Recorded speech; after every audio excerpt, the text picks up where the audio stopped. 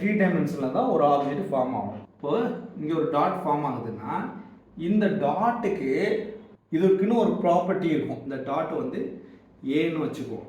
இந்த ஏக்கு பார்த்தீங்கன்னா ப்ராப்பர்ட்டி இருக்கும். அதாவது x1 y1 and z1. So இந்த இந்த இந்த ஆக்சிஸ் x1 y1 z1ங்கிற ஒரு ஆக்சிஸை பேஸ் பண்ணி தான் இந்த டாட் வந்து ஃபார்ம் ஆகும், ஏங்கிற டாட்டு. இந்த மாதிரி ஏபிசி அப்படிங்கிற 3 வெர்டிசஸ் ஃபார்ம் ஆயிடுது. இப்போ என்ன பண்ணோம்னா இந்த எட்ஜ் வந்து ஃபார்ம் ஆகும். ஸோ இந்த எட்ஜ் எப்படி ஃபார்ம் ஆகும்னு பார்த்தீங்கன்னா கனெக்ட் பண்ணி ஃபார்ம் ஆகும். இப்போ ஏலேருந்து பிக்கு கனெக்ட் ஆகும் இப்படி, அப்புறம் பிலேருந்து சிக்கு கனெக்ட் ஆகும், அப்புறம் சிலேருந்து மறுபடியும் ஏக்கு கனெக்ட் ஆகும்.